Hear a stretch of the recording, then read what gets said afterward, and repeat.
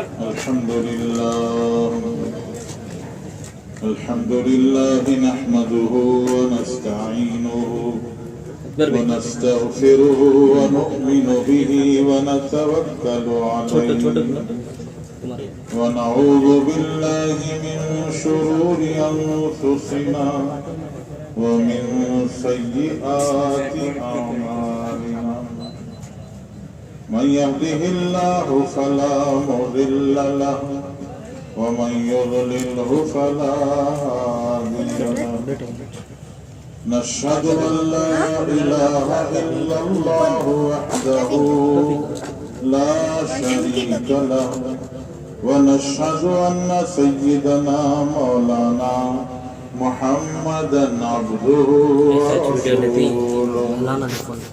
أرسله بالحق كافة للناس بشيرا ونذيرا وداعيا إلى الله تعالى بإذنه وسراجا منيرا وصلى الله تعالى عليه وبارك وسلم تسليما كثيرا كثيرا أما بعد فأعوذ بالله من الشيطان الرجيم بسم الله الرحمن الرحيم يا أيها الذين آمنوا اتقوا الله حق تقاته ولا تموتن إلا وأنتم مسلمون وقال النبي صلى الله عليه وسلم كل أمتي يدخلون الجنة إلا من أبى قيل من يأبى يا رسول الله قال من أطاعني دخل الجنة ومن عصاني فقد أبى أو كما قال عليه الصلاة والسلام بزرگوں بھائیوں اور دوستوں، اللہ جل جلالہ من والہ نے ہم سب کو دعوت و تبلیغ کے اس مبارک اجتماع میں آنے کی توفیق دی ہے۔ اللہ تعالی ہم سب کا یہاں آنا قبول فرمائے۔ بزرگوں بھائیوں اور دوستوں، اللہ جل جلالہ من والہ نے انسان کو بہت چھوٹی سی زندگی دی ہے، بلکہ اس امت ہی کو اللہ تعالیٰ نے بہت تھوڑا وقت دیا ہے۔ اس امت کی عمر حضرت رسول اللہ صلی اللہ علیہ وسلم کو دنیا میں آئے ہوئے نبی کریم صلی اللہ علیہ وسلم سے لے کر اب تک تقریباً 1500 سال کی ہے۔ سرکار دو عالم صلی اللہ علیہ وسلم نے مثال سے سمجھایا، فرمایا کہ ایک آدمی کو کچھ تعمیری کام کرانا تھا، اس نے مزدور بلایا اور ان سے کام کرانا شروع کیا۔ وہ مزدور صبح آئے، انہوں نے کام شروع کیا، چند گھنٹے کام کیے تو تھک گئے۔ انہوں نے جا کر مالک سے کہا کہ ہم تو تھک گئے ہیں، کسی اور کو بلا لیجیے۔ تو مالک بڑا مہربان تھا، اس نے نوکروں مزدوروں کو پوری دن بھر کی جو مزدوری طے تھی وہ مزدوری دے کر ان کو رخصت کر دیا۔ پھر دوسرے آ گئے، انہوں نے بھی چند گھنٹے کام کیے اور کام کرنے کے بعد وہ بھی تھک گئے، اور انہوں نے بھی کہا کہ ہم سے بھی کام پورا نہیں ہوگا، ہم بھی واپس جائیں گے۔ تو مالک نے ان کو بھی پوری مزدوری دے کے رخصت کر دیا۔ پھر ہوتے ہوتے عصر کا وقت ہو گیا، جیسے اب عصر کا وقت ہو گیا ہے۔ عصر اور مغرب کے درمیان میں تھوڑا وقت رہتا ہے، تو کچھ اور مزدور آئے، انہوں نے یہ تھوڑا سا وقت کام کیا اور جو کام باقی تھا اس کو پورا کیا۔ تو مالک ان سے خوش ہو کر ان کو مالک نے دگنی مزدوری دی۔ رسول اللہ صلی اللہ علیہ وسلم نے فرمایا یہی مثال پچھلی امتوں اور اس امت کی ہے کہ پچھلی امتوں کو لمبا کام کا وقت ملا اس امت کو بہت تھوڑا، جیسے عصر سے مغرب کے درمیان کا وقت ہے، لیکن اس امت نے کام پورا کیا، کہ دین کو پورا کیا۔ اس پر اللہ نے اس امت کو دگنی مزدوری دینے کا وعدہ فرمایا ہے۔ تو اللہ تعالیٰ نے چھوٹی سی زندگی دی ہے، اس پر جیسے جیسے قیامت قریب آ رہی ہے ویسے ویسے اچانک کی موتیں بڑھ رہی ہیں، لوگ اچانک دنیا سے جا رہے ہیں۔ جس کسی کا بھی انتقال ہوتا ہے تو لوگ کہتے ہیں کل اچھے ہی تو تھے، صبح ہی تو ملاقات ہوئی تھی، تھوڑی دیر پہلے ہی تو ان سے بات ہوئی تھی، کیا ہو گیا، کیسے چلے گئے، اچانک چلے گئے۔ تو اچانک کی موتیں بڑھ گئی ہیں۔ کتابوں میں لکھا ہے کہ حضرت یعقوب علیہ السلام کی ملاقات حضرت اسرائیل علیہ السلام سے ہوئی۔ حضرت یعقوب اور حضرت اسرائیل دونوں ملے تو حضرت یعقوب نے حضرت اسرائیل علیہ السلام موت کے فرشتے سے کہا کہ آپ اچانک آ کے کہتے ہیں کہ چلو، تو اچانک کسی کو بولیں چلو تو مشکل ہو جاتا ہے، آپ ایسا کیجئے آنے سے پہلے ذرا ہمیں بتا دیجئے کہ آنے والے ہیں، تو ہم بھی تھوڑی سی تیاری کر لیں گے۔ تو پھر تیاری کے بعد چلنا آسان ہوتا ہے، یہ پہلے سے اگر سگنل مل جائے، اشارہ مل جائے تو آدمی تیار ہو جاتا ہے، پھر آسان ہو جاتا ہے۔ تو حضرت اسرائیل علیہ السلام نے وعدہ کر لیا، کہا کہ ٹھیک ہے ہم آنے سے پہلے آپ کو بتائیں گے۔ ایک زمانہ گزر گیا، ایک زمانے کے بعد حضرت اسرائیل علیہ السلام حضرت یعقوب کی جان لینے آئے۔ تو حضرت یعقوب نے کہا بھئی آپ کا ہمارا وعدہ ہوا تھا، آپ نے کہا تھا کہ آنے سے پہلے بول بتا کے آئیں گے، آج آپ بنا بولے بتائے اچانک آ گئے اور کہتے ہیں چلو۔ تو حضرت اسرائیل نے فرمایا میں بولے بتائے بغیر نہیں آیا، میں نے آپ کو سگنل دیا، اشارہ دیا، الارم بجایا اور اس کے بعد لینے آیا ہوں، ہمیں تو کوئی اشارہ ملا ہی نہیں۔ تو حضرت یعقوب سے حضرت اسرائیل نے فرمایا ہم نے آپ کو 3 اشارے دیے، 3 الارم بجائے ہیں، پھر اس کے بعد آپ کے پاس لینے آئے ہیں۔ پوچھا کیا اشارہ تھا؟ فرمایا پہلا اشارہ کہ آپ کے سر اور داڑھی کے بال بالکل سیاہ کالے بال تھے۔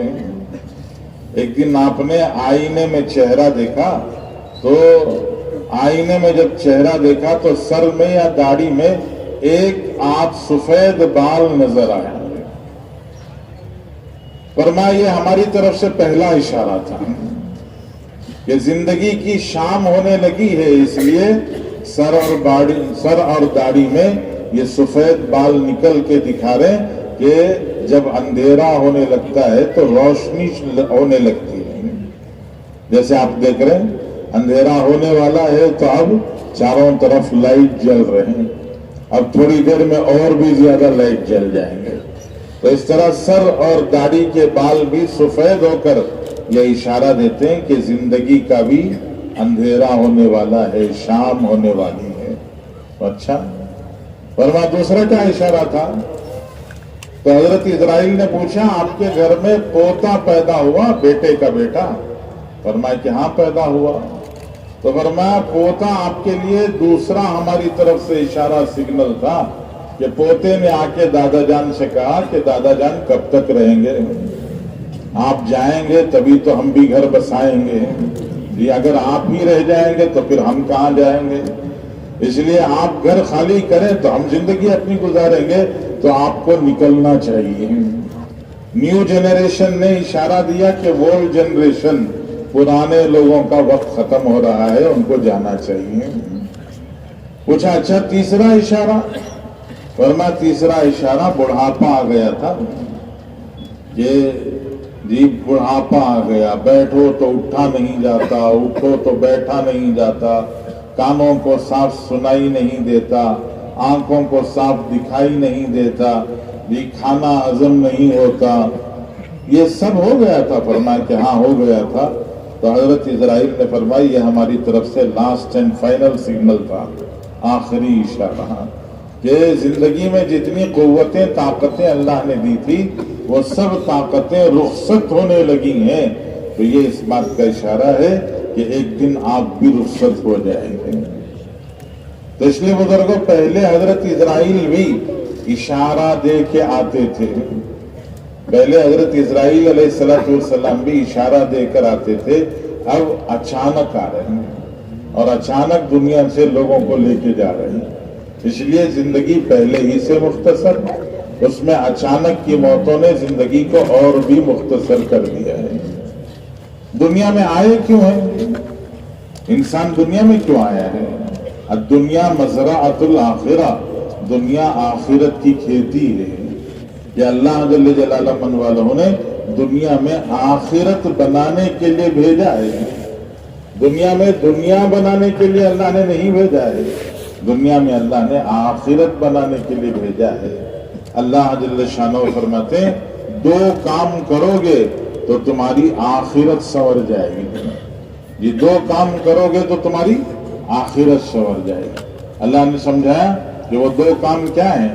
وَأَمَّا مَنْ خَافَ مَقَامَ رَبِّهِ وَنَهَى النَّفْسَ عَنِ الْهَوَىٰ فَإِنَّ الْجَنَّةَ هِيَ الْمَأْوَىٰ. اللہ فرماتے ہیں کہ دو کام کرو تو اللہ تمہارے لیے جنت ٹھکانہ بنا دیں گے. کیا دو کام؟ پہلا فرمایا کل اللہ کے سامنے کھڑ کے حساب دینا ہے، اللہ کو جواب دینا ہے. اس کا ڈر دل میں پیدا کر لو. یہ آنکھ کا پردہ کھلنے سے پہلے یاد کر لو کہ آنکھ جدھر بھی جائے گی کل اس کا حساب دینا ہے. یہ کان کا پردہ کھلنے اور کان میں کسی چیز کے کسی آواز کے گھسنے سے پہلے یہ احساس کر لو کہ جو کچھ سنو گے اس کا کل جواب دینا ہے. یہ زبان کھلے گی چلے گی تو اس زبان کے کھلنے اور چلنے سے پہلے یہ یاد کر لو کہ ہر بول کو کل تولا جائے گا، ہر بول کل تولا جائے گا. اس لیے کل تولنے سے پہلے آج بولتے ہیں کہ تول کر بولو کہ کل ہر بول تولا جائے گا. اس لیے ڈرو کہ کل حساب دینا ہے.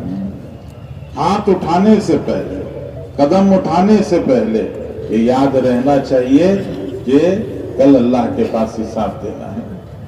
زندگی کا حساب بہت مشکل ہے. پوری زندگی گھر میں سودا لانے کے لیے کہتے ہیں گھر کا سودا لا کے حساب دینا مشکل ہو جاتا ہے.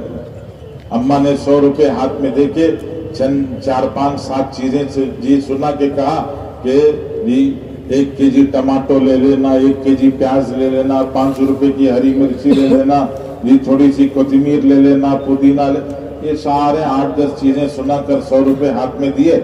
سودا لے کے بچہ واپس آیا اور واپس آ کر اس نے چٹی اماں کے ہاتھ میں دی، چلر پیسے وہ اماں کے ہاتھ میں پکڑائے اور جو تھیلی تھی سودے کی وہ سامنے رکھا. اماں نے چٹی دیکھی، اٹھا کے ایک طرف پھینک دی، چلر پیسے جیب میں ڈال لیے. حساب ہو گیا 100 روپے کا. اگر اماں پوچھنا شروع کرے پیاز کتنے کی لی، ٹماٹر کتنے کا لیا، جی یہ 5 روپے کی ہری مرچی اتنی سی، یہ کوتمیر اتنی تھوڑی سی، یہاں کیوں لیا، اور آگے جاتے وہاں اور سستے میں ملتا، تو 100 روپے کا حساب دینا مشکل ہو جائے گا. 100 روپے کا حساب دینا مشکل ہو جائے گا. تو سوچ کر دیکھیں زندگی کا حساب دینا کتنا مشکل ہوگا. اگر اللہ تعالیٰ پوچھیں کہ کتنا پانی پیا دنیا میں اور جتنا پانی پیا اس کے بدلے میں سجدے کتنے کیے، سبحان اللہ کتنے پڑھے، الحمدللہ کتنے پڑھے، تو جواب دینا مشکل ہو جائے گا. اسی لیے اللہ کے رسول صلی اللہ علیہ وسلم بھی دعا مانگتے تھے اللہم حاسبنی حسابا یسیرا، کہ اللہ حساب آسان کر دے. جی اما جان عائشہ نے پوچھا رسول اللہ آسان حساب کا کیا مطلب؟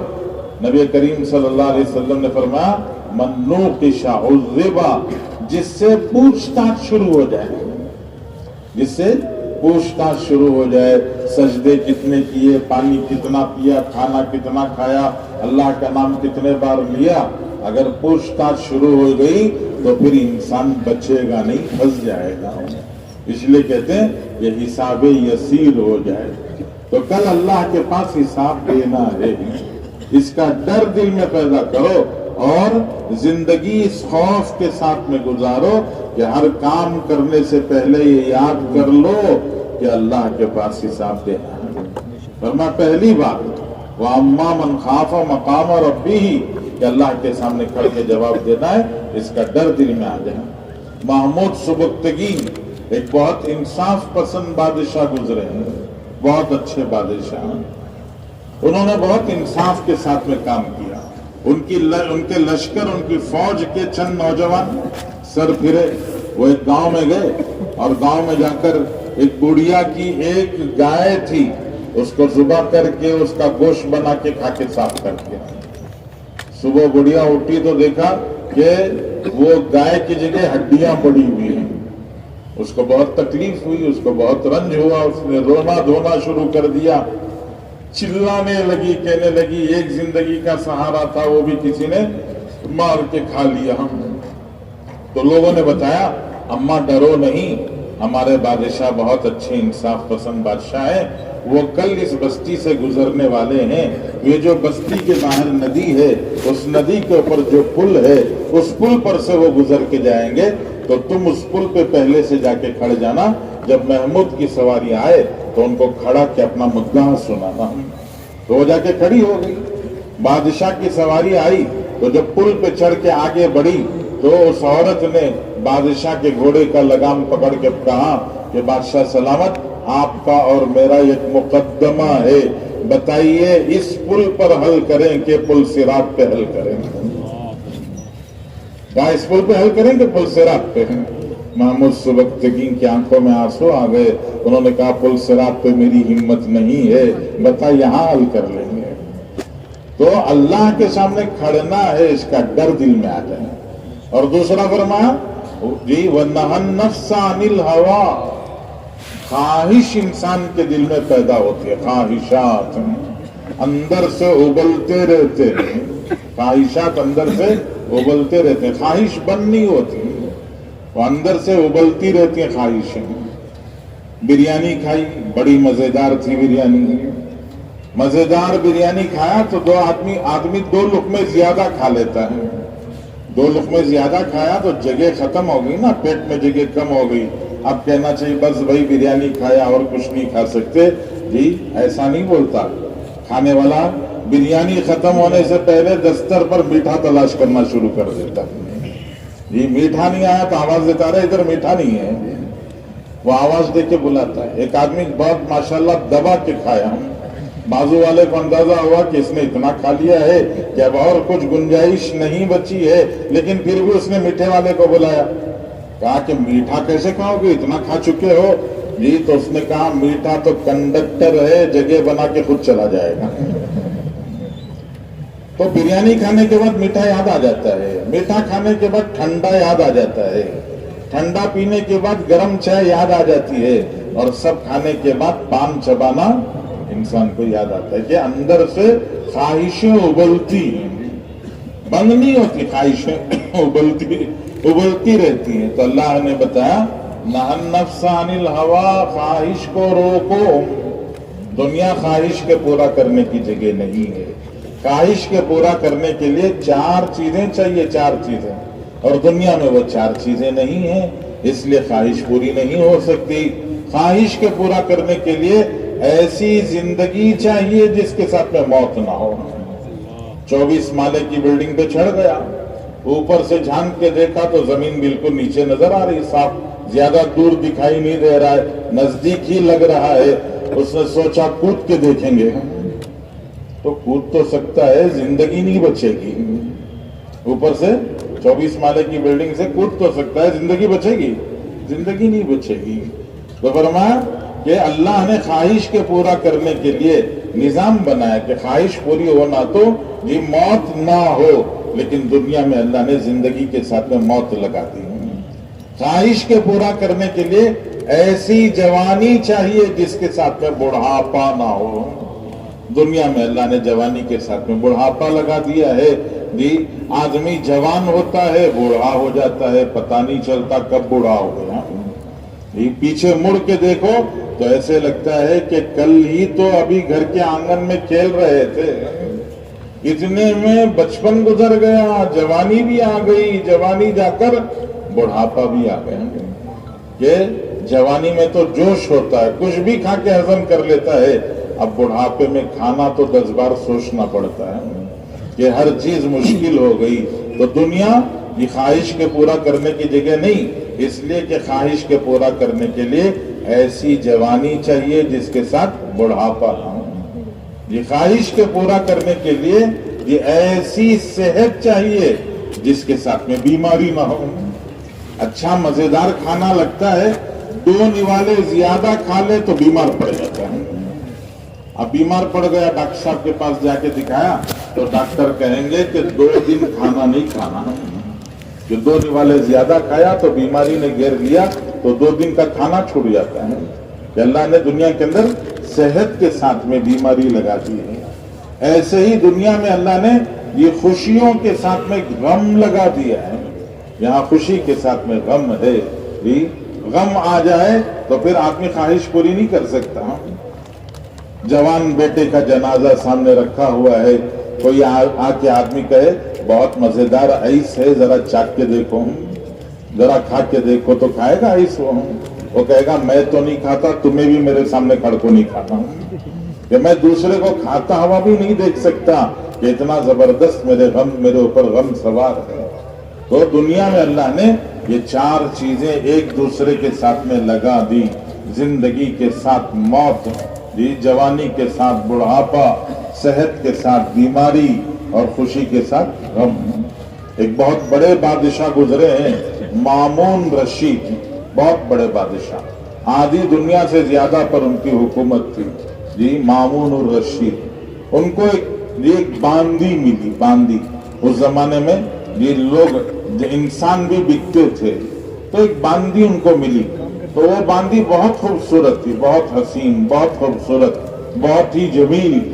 उस बांदी को देखकर वो मामून उसके ऊपर फरेफ्ता हो गए, उसकी मोहब्बत में मुब्तला हो गए। उन्होंने अपने दरबारियों को, वज़रा को और सबको बुला के कहा कि देखो 3 दिन मैं इस बांदी के साथ में मोहब्बत के, लज्जत के, मजे के गुजारना चाहता हूँ। मुझे 3 दिन तक कोई डिस्टर्ब नहीं करना, कोई मुझे परेशान नहीं करना। बाहर कुछ भी हो जाए आप ही संभाल लेना, बाहर कयामत भी आ गई तो अंदर मुझे नहीं बोलना।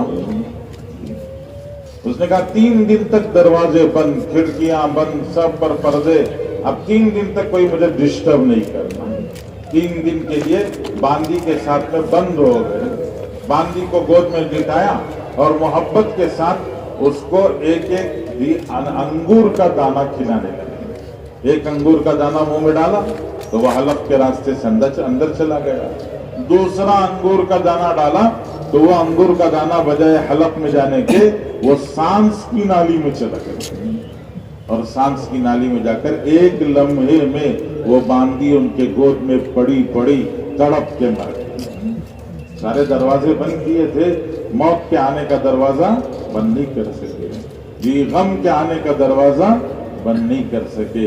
इसलिए दुनिया में किसी के पास इसकी ताकत नहीं है कि वो मौत का दरवाजा बंद कर दे, बुढ़ापे का दरवाजा बंद कर दे, बीमारी का दरवाजा बंद कर दे और गम के आने का दरवाजा बंद कर दे। इसलिए कहते हैं कि दुनिया ख्वाहिश के पूरा करने की जगह नहीं, ये जरूरत पूरा करके अल्लाह के अहकाम पर जिंदगी गुजारने की जगह है। इसीलिए तबलीग में कहते हैं कि जिंदगी गुजारना सीखो, 2 ही काम करना है, कल अल्लाह के सामने खड़ने से डर जाना और ख्वाहिश से अपने आप को रोक लेना। आज के जमाने में 2 व्हीलर बहुत आसान हो गई जी, बहुत आसान है उसे चलाना। क्या करना जी, रास्ता खाली हो तो एक्सीलेटर दबाना, बीच में कोई आ गया तो ब्रेक दबाना, बहुत आसान है। जिंदगी में किसी ने गाड़ी नहीं चलाई थी, हमने उसको बता दिया ये हाईवे है माशाल्लाह, इस हाईवे में रास्ता खुला हुआ है, ये आराम से चलाओ, रास्ता खुला मिले तो एक्सीलेटर दबाना, बीच में कोई आ जाए तो ब्रेक दबाना। ये हमने उसको सीट पर बिठा के कहा कि जाओ जाके एक राउंड मार के आ जाओ जी। उसको राउंड मारने के लिए भेजे तो वो राउंड मार के वापस आएगा या वहीं से अस्पताल चला जाएगा? अरे कहाँ जाएगा अस्पताल चला जाएगा। ये जिंदगी में कभी गाड़ी चलाना नहीं सीखा تو وہ یہ اس کے لیے گاڑی چلانا آسان ہے لیکن اس کے لیے مشکل ہے. ایسے ہی زندگی کی گاڑی چلانا بھی آسان ہے لیکن اس کو بھی سیکھنا پڑے گا کہ نیکیوں کے راستے پر ایکسیلیٹر دباؤ, گناہ بیچ میں آ گیا تو بریک لگاؤ. تو نیکیوں کے راستے پر ایکسیلیٹر دبانا بھی سیکھنا پڑے گا, اور گناہ سامنے آئے تو گناہ سامنے آئے تو اس پر بریک لگانا بھی سیکھنا پڑے گا. اسی کے لیے کہتے ہیں کہ 4 مہینے اللہ کے راستے میں لگا کر زندگی کی گاڑی چلانا بھی سیکھو. ارے سیکھیں گے انشاءاللہ. زندگی کی گاڑی چلانا 4 مہینے لگا کے سیکھیں گے انشاءاللہ. کون سیکھیں گے بھی؟ ماشاءاللہ سارے مجمع نے نیت کی ہے کہ 4 مہینے اللہ کے راستے میں لگا کر زندگی کی گاڑی چلانا بھی سیکھیں گے.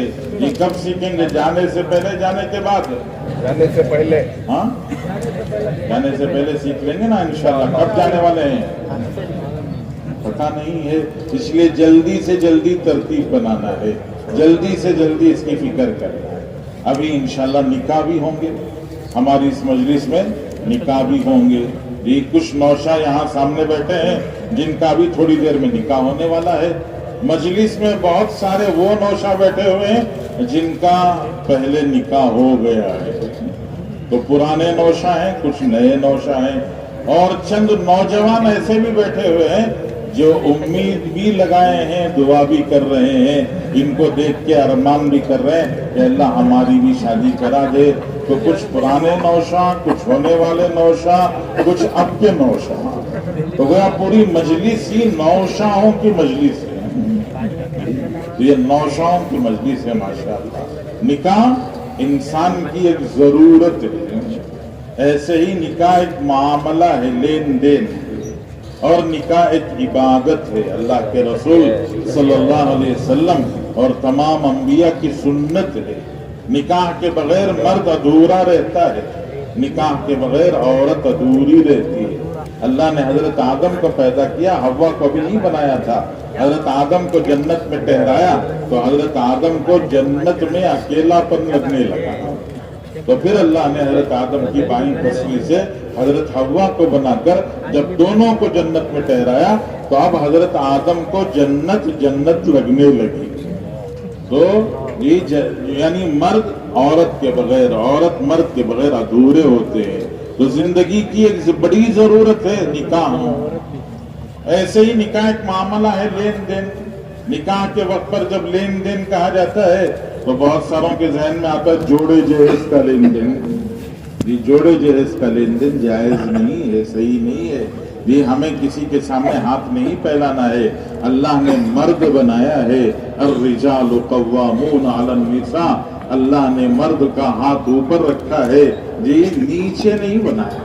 لینے والا, مانگنے والا ہاتھ نہیں بنایا. کہ لڑکی اگر اپنے گھر سے ڈنر سیٹ نہیں لے کے آئے گی تو مطلب ہم اپنے گھر میں پتے میں کھاتے تھے. ہمارے گھر میں برتن نہیں تھے کھانا کھانے کے لیے کہ ہمارے گھر کو آنے والی لڑکی وہ اپنے ساتھ ڈنر سیٹ لے کے آئے گی. نہیں, ہم مانگنے والا ہاتھ نہیں ہے. اللہ نے مرد کو اوپر کا ہاتھ, دینے والا ہاتھ بنایا ہے. جوڑے جہیز کا لین دین نہیں, مہر کا دینا. یہ لڑکا مہر دیتا ہے اور لڑکی اپنے آپ کو شوہر کے حوالے کر دیتی ہے. تو اسے کہتے ہیں لین دین. ضرورت بھی ہے, لین دین بھی ہے. زندگی میں پتہ نہیں انسان کتنی ضرورتیں پوری کرتا ہے اور کتنے لین دین کرتا ہے. صبح صبح گھر میں اٹھے, چائے کی ضرورت ہے. لوگوں کو چائے پینے کی عادت ہے, وہ چائے پیتے ہیں. تو چائے پینے والے نے دیکھا کہ گھر میں دودھ نہیں ہے تو دوڑ کے گئے اور جا کے دودھ لے کے آیا اور دودھ لا کر انہوں نے چائے بنا کے پی لی. تو دودھ خریدنے کو لین دین کہتے ہیں, چائے بنا کے پینے کو ضرورت پورا کرنا کہتے ہیں. آپ نے دیکھا کبھی ایسا ہوا کہ ایک آدمی دودھ لینے کے لیے باہر نکلا اور ساتھ میں بینڈ باجے والے بھی ہیں, بینڈ باجے والوں کو لے کے جا رہا ہے دودھ لینے کے لیے. دودھ لینے کے لیے گیا اور پوری گلی میں روشنی ہو گئی. ہوتا ہے ایسا؟ نہیں ہوتا. آدمی خاموشی سے جاتا ہے, دودھ لے کے آتا ہے, گھر میں چائے بنا کے پی لیتا ہے. تو ایسے ہی نکاح کی ضرورت بھی پوری کرنا چاہیے. ہاں البتہ اللہ کے رسول صلی اللہ علیہ وسلم نے اتنی تاکید فرمائی اعلنوا النکاح وجعلوہ فی المساجد، نکاح کا اعلان کرو، بغیر بتائے کہ نکاح کرو گے تو کبھی کبھی نوجوان لڑکا گھر کے سامنے رات کے 10-11 بجے کھڑا ہے، پڑوس والے گزر رہے ہیں، پڑوس والوں نے دیکھا اس شریف گھرانے میں جہاں جوان بچیاں رہتی ہیں یہ نوجوان کیوں کھڑا ہے، لوگوں کے دلوں میں شبہ پیدا ہوگا، تہمت لگائیں گے۔ اس لیے اللہ کے رسول نے فرمایا اعلنوا النکاح، نکاح کا اعلان کرو، لوگوں کو بتاؤ اس بچی کا فلاں بچے سے نکاح ہو گیا ہے، تو تب لوگوں کو شبہ نہیں ہوگا، تہمتیں نہیں لگیں گی۔ تو نکاح کو سادگی کے ساتھ میں ہونا چاہیے۔ اللہ کے رسول صلی اللہ علیہ وسلم نے فرمایا اعظم النکاح برکتاً ایسرہ مؤونہ، بابرکت نکاح وہ ہوتا ہے جس میں نکاح کے نام پر کم سے کم پیسہ خرچ ہوتا ہے۔ نکاح مال لٹانے کا موقع نہیں ہے۔ لوگ کہتے ہیں اس زندگی میں ایک شادی کرتے ہیں، لٹاؤ مال، لگاؤ اڑاؤ، سب کو خوش کرو، اپنوں کو، پرایوں کو، دوستوں کو، نزدیک والوں کو، دور والوں کو، سب کو خوش کرنے کی فکر میں اللہ رسول کو خوش کرنا بھول جاتے ہیں۔ نکاح لوگوں کو خوش کرنے کا موقع نہیں ہے، نکاح اللہ رسول کو خوش کرنے کا موقع ہے۔ کہ نکاح کا مقصد کیا؟ دو دلوں کا ملنا، اور دو دل ملیں گے اس وقت پر جب اللہ کا فیصلہ ہوگا۔ یہ جب دو دل ملیں گے تو ایک جوڑا بنے گا۔ لوگ رخصتی کرتے وقت پر کہتے ہیں یہ جوڑا سدا سلامت رہے، تو جوڑے کا سدا سلامت رہنا دل ملنے پر رہے۔ دل ملیں گے تو جوڑا بنے گا، پھر وہ جوڑا ایک چھوٹا کنبہ بنے گا، وہ کنبہ ایک چھوٹا خاندان بنے گا، وہ خاندان ایک قبیلہ بن جائے گا، ایک آبادی میں تبدیل ہو جائے گا۔ تو پہلے دل ملنا چاہیے، اور دل ملانے کی طاقت نہ میرے پاس ہے نہ آپ کے پاس ہے، نہ ہم جن کو شادیوں میں منت کر کے بلاتے ہیں ان کے پاس ہے۔ دل ملانے کی طاقت صرف اللہ کے پاس ہے۔ قلوب العباد بین اصبع الرحمن، تمام انسانوں کے دل رحمان کی دو انگلیوں کے بیچ میں، یقلبہ کیف یشاء، وہ جدھر چاہتا ہے ادھر موڑ دیتا ہے۔ اس لیے نکاح اللہ رسول کو خوش کرنے کا موقع ہے۔ یہ نکاح میں اگر اللہ رسول کو خوش کریں گے اللہ تعالیٰ دل ملا دیں گے۔ تو کہتے ہیں دل مل جانا یہ نکاح کی برکت ہے، اور یہ برکت کب ملے گی؟ جب نکاح کے نام پر ہم پیسہ نہیں اڑائیں گے، پیسہ نہیں لٹائیں گے، پیسہ نہیں خرچ کریں گے۔ لوگ کہتے ہیں ہمارا پیسہ ہم اڑا رہے ہیں، تمہارے پیٹ میں درد کیوں ہو رہا ہے؟ ہمارے پیٹ میں درد نہیں، دل میں درد ہو رہا ہے کہ اللہ کا دیا ہوا مال اس طرح اڑانے کے لیے اللہ نے نہیں دیا تھا، اس مال میں دوسروں کا حق تھا اور آپ نے اپنی خواہش میں اڑا دیا۔ اس لیے کہتے ہیں نکاح یہ کم سے کم پیسہ خرچ کر کے، نکاح میں دو ہی خرچ ہیں، ایک مہر ادا کرنا، دوسرا ولیمہ کرنا۔ مہر ادا کرو اور اللہ نے مہر کے ادا کرنے میں یہ بات بتائی لڑکیوں کے خاندان اور گھرانے والوں سے پوچھ کے ادا کرو، ان کے گھرانے کا جو معیار، ان کا جو سٹیٹس ہے اس کے اعتبار سے مہر بنتا ہے۔ آج اس میں بھی لوگ غلطی کرتے ہیں، لڑکے والے اپنی مرضی سے جو چاہتے ہیں بول دیتے ہیں، لڑکی والے اتنے مجبور رہتے ہیں کہ وہ کچھ آواز ہی نہیں نکالتے ہیں، اس لیے وہ جو کہا جائے مان لیتے ہیں۔ اور ولیمہ کرو، لڑکے والوں کے ذمہ ہے دونوں کام، لڑکی کے ذمہ، لڑکی والوں کے ذمہ کچھ نہیں ہے۔ کیوں؟ 18 سال 20 سال پال پوس کر، دل کا ٹکڑا بنا کر، آنکھوں کا نور بنا کر جس بچی کو رکھا تھا وہ دل کا نور دے رہے ہیں، آنکھوں کا نور دے رہے ہیں، جگر گوشہ دے رہے ہیں، دل کا ٹکڑا دے رہے ہیں، اس سے بڑھ کے اور کیا دیں گے؟ اس لیے لڑکی والوں کے ذمہ نہیں، لڑکے والوں کے ذمہ دو خرچ ہیں۔ تو نکاح کو سادہ ہونا چاہیے، اور ابھی نکاح ہوگا ماشاءاللہ، پہلے بہت ساروں کے نکاح ہو گئے ہیں۔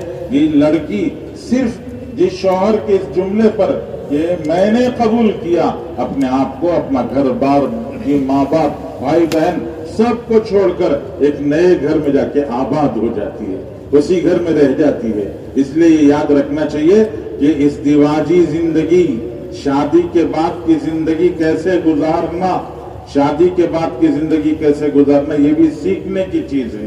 شادی کے بعد کی زندگی کیسے گزارنا؟ فرمایا 3 اصولوں پر گزارنا۔ پہلا اصول ہے جس سے نکاح کیا اس سے محبت کرنا. نکاح کسی سے، محبت کسی سے نہیں. کہ نکاح کسی سے کر لیا، محبت کسی اور سے ہے نہیں. اللہ کے رسول صلی اللہ علیہ وسلم نے بتایا ہے، خود اللہ کے رسول نے اپنی ازواج مطہرات سے سب سے زیادہ محبت کیا ہے.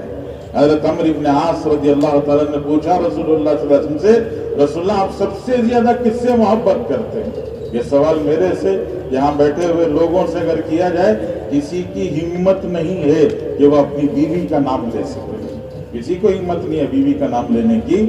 پوتے کا نام، نواسے کا نام لے لے گا، بیوی کا نام نہیں لے گا. اللہ کے رسول سے پوچھا گیا آپ کو سب سے زیادہ محبت کس سے ہے؟ تو اللہ کے رسول نے فرمایا عائشہ سے. پھر وہ حضرت عمرو بن عاص نے سوال بدل کے پوچھا، رسول اللہ میں عورتوں میں نہیں مردوں میں پوچھتا ہوں. تو حضور کا جواب سنو، اللہ کے رسول نے فرمایا ابوہا، عائشہ کے ابا سے. ارے کون ہے عائشہ کے ابا؟ کون ہے عائشہ کے ابا؟ بولو نا. حضرت ابو بکر. حضور نے ابو بکر نہیں کہا، حضور صلی اللہ علیہ وسلم نے فرمایا عائشہ کے ابا سے. تو جس سے نکاح کیا اس سے محبت کرنا. اور دوسرا جی نرم زندگی گزارنا، نرمی کے ساتھ. جی اللہ کے رسول نے فرمایا عورت کو اللہ نے ٹیڑھی پھسلی سے پیدا کیا ہے، اس کو سیدھا کرنے کی کوشش کرو گے تو سیدھی نہیں ہوگی. تم کون سے سیدھے ہو کہ اس کو سیدھا کرنے کی کوشش کر رہے ہو؟ تو اس کے ٹیڑھے پن میں فطرت ہے، اس کے ٹیڑھے پن کے ساتھ میں فائدہ اٹھاؤ. کیسے؟ فلیکسیبل بن کر، نرم بن کر اس سے فائدہ اٹھاؤ. اور تیسری چیز بتایا معاف کرنا. یہ غلطی کس سے نہیں ہوتی؟ ہر چھوٹے بڑے سے بھول چوک ہوتی ہے، غلطی ہوتی ہے. اگر بھول چوک ہو جائے، غلطی ہو جائے تو بیوی کو بھی معاف کرنا. اس سے اس کے ساتھ میں پکڑ دھکڑ کا، طنز تانے کا کام معاملہ نہیں کرنا. غلطی بیوی سے ہو گئی اور شروع کر دیا تمہارا خاندان ایسا، تمہارا گھرانہ ایسا، وہ بچی پریشان ہو جاتی ہے. مجھ سے بھول ہوئی، میرے ماں باپ نے کیا کیا، میرے گھر خاندان نے کیا کیا. اس لیے تانے طنز کی زندگی نہیں، تانے طنز کے نشتر، گالی کے نشتر، گالی کے تیر چلا کے نہیں، معاف کر کے زندگی گزار. یہ تین اصول ہیں ازدواجی زندگی کو خوشگوار جنت نشاں بنانے کے. کہ جس سے نکاح کیا اس سے محبت کرنا، نرمی سے زندگی گزارنا اور معاف کرنا. کریں گے انشاءاللہ. جن کی شادیاں ہو رہی ہیں وہ بھی کریں گے، جن کی ہو گئی وہ بھی کریں گے انشاءاللہ. یہ ازدواجی زندگی گزاریں گے نا انشاءاللہ. اور سادی سیدھی شادیاں بھی کریں گے انشاءاللہ. سادی سیدھی شادیاں بھی کریں گے انشاءاللہ. بولنے ادھر بھی نا. سادی سیدھی شادیاں بھی کریں گے انشاءاللہ. جن کی ہو گئی انہوں بھی کریں گے. اپنی نہیں تو اپنے بچوں کی تو کریں گے نا انشاءاللہ. اللہ توفیق عطا فرمائے.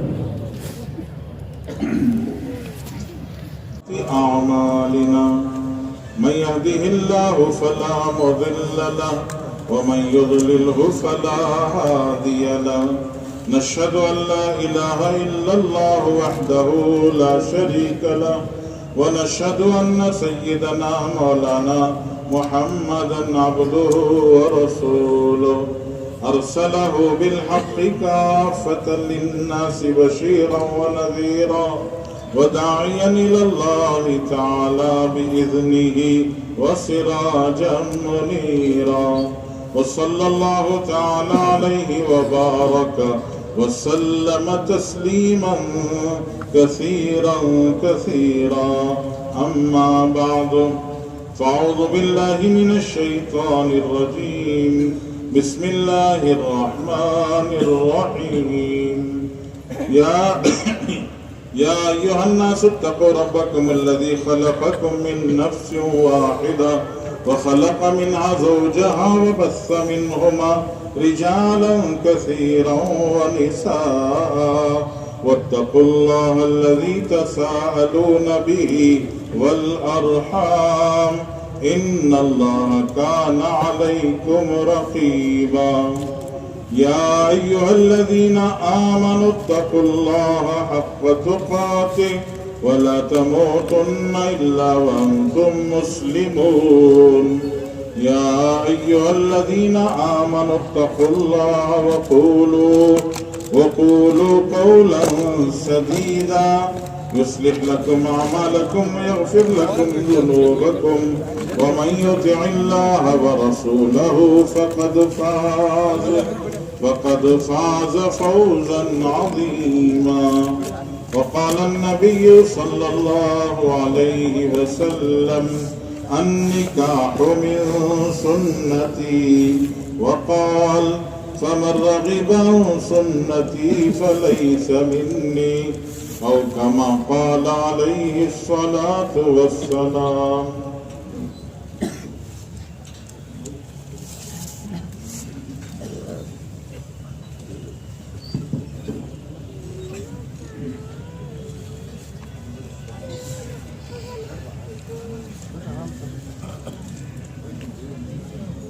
جی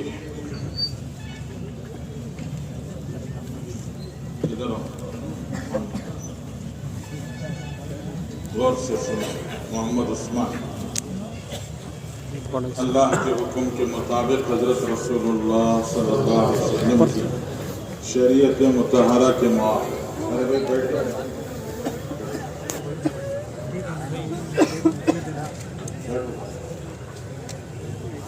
آگے جہاں ہو نہیں.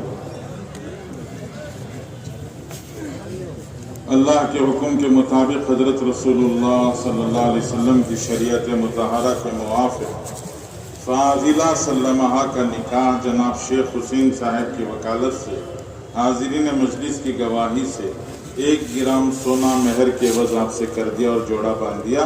فاضلہ سلمہ کو آپ نے اپنے نکاح میں قبول کیا. بارک اللہ لک و بارک اللہ علیک و جمع بینکما فی خیر. پرویز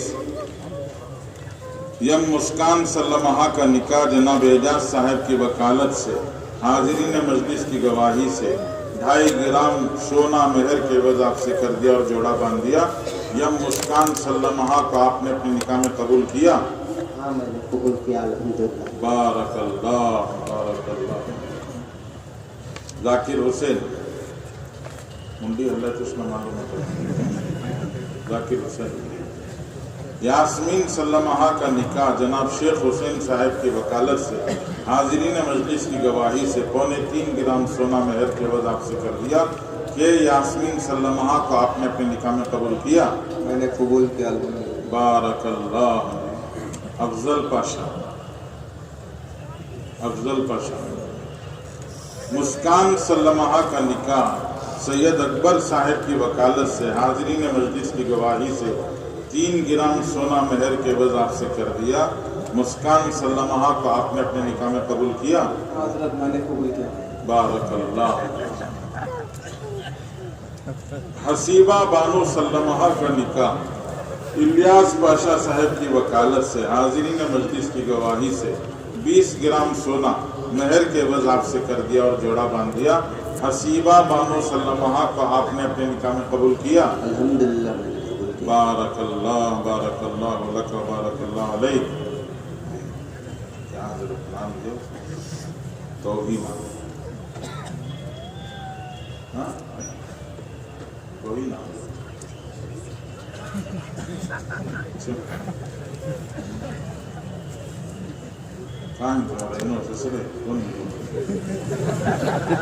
نام برابر نہیں ہے بچی کا. توہینہ نام برابر نہیں. کیا بچی کا نام توہینہ؟ ہاں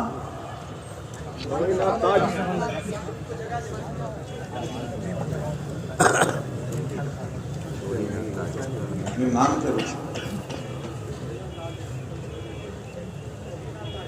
توہین کا تو معلوم. نام کے مطلب معلوم کیا نہیں معلوم. یہ اچھی بات ہے. میرے بولنے کا یہ ٹھیک ہے. سنو بابا. توہینہ تاج سلمہ کا نکاح سید سکندر صاحب کی وکالت سے حاضرین مجلس کی گواہی سے 2 گرام سونا مہر کے عوض آپ سے کر دیا. توہینہ تاج سلمہ کو آپ نے اپنے نکاح میں قبول کیا. الحمدللہ میں نے قبول کیا. بارک اللہ لک. جی سید علی یہ ایمن تسکین سلمہ کا نکاح محمد صادق صاحب کی وکالت سے حاضرین مجلس کی گواہی سے 2 گرام سونا بشکل زیور مہر کے عوض آپ سے کر دیا. یہ ایمن تسکین سلمہ کو آپ نے اپنے نکاح میں قبول کیا؟ الحمدللہ میں نے قبول کیا. بارک اللہ. قیوم عبدالقیوم جی. رقیہ بانو سلمہ کا نکاح عبدالستار صاحب کی وکالت سے حاضرین مجلس کی گواہی سے 2 گرام سونا مہر کے بعد آپ سے کر دیا. رقیہ بانو سلمہ کو آپ نے اپنے نکاح میں قبول کیا؟ میں نے قبول کیا الحمدللہ. محمد آفرید. ندا عرشیہ سلمہ کا نکاح سلطان خان صاحب کی وکالت سے حاضرین مجلس کی گواہی سے 21 گرام سونا مہر کے عوض آپ سے کر دیا اور جوڑا باندھ دیا. ندا عرشیہ سلمہ کو آپ نے اپنے نکاح میں قبول کیا؟ الحمدللہ میں نے قبول کیا. بارک اللہ. منیرہ سنیرہ کیا ہے؟ سنیرہ جی. محمد صدیق.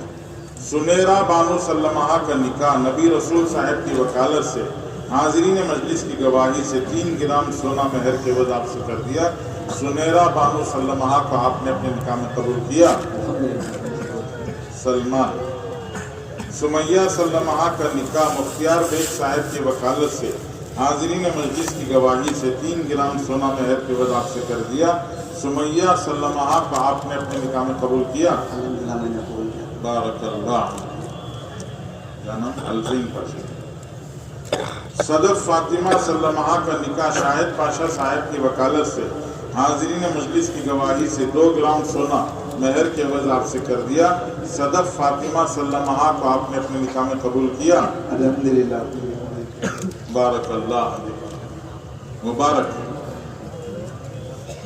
اسما خانم سلمہ کا نکاح حاجی اسماعیل صاحب کی وکالت سے حاضرین مجلس کی گواہی سے 4 گرام سونا مہر کے عوض آپ سے کر دیا. اسما خانم سلمہ کو آپ نے اپنے نکاح میں قبول کیا؟ جی الحمدللہ میں نے قبول کیا. بارک اللہ. شہزاد. شہزاد.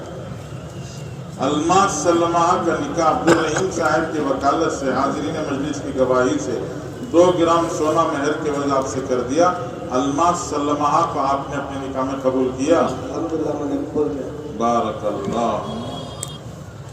عاقب. سبیحہ بیگم سلمہ کا نکاح شیخ ذاکر صاحب کی وکالت سے حاضرین مجلس کی گواہی سے 4 گرام سونا مہر کے عوض آپ سے کر دیا. سبیحہ بیگم سلمہ کو آپ نے اپنے نکاح میں قبول کیا؟ الحمدللہ میں نے قبول کیا. بارک اللہ. محمد معاذ. عذرا آمینہ سلمہ کا نکاح الطاف حسین صاحب کی وکالت سے حاضرین مجلس کی گواہی سے 7 گرام سونا مہر کے عوض آپ سے کر دیا اور جوڑا باندھ دیا. عذرا آمینہ سلمہ کو آپ نے اپنے نکاح میں قبول کیا؟ میں نے قبول کیا الحمدللہ. بارک اللہ. ندیم عرفان. عائشہ. عائشہ کچی سلمہ کا نکاح محمد عمران صاحب کی وکالت سے حاضرین مجلس کی گواہی سے 2 گرام اور 360 ملی گرام مہر کے عوض آپ سے کر دیا اور جوڑا باندھ دیا. عائشہ کچی سلمہ کو آپ نے اپنے نکاح میں قبول کیا؟ ہاں میں نے قبول کیا الحمدللہ. بارک اللہ. بارک اللہ لک و بارک اللہ علیہ وجمع بینکما فی خیر. ماشاءاللہ ان سب نوشاہوں نے یہ ارادہ کیا کہ ہم انشاءاللہ اجتماع کے میدان میں سیدھا سادہ نکاح کر لیں گے.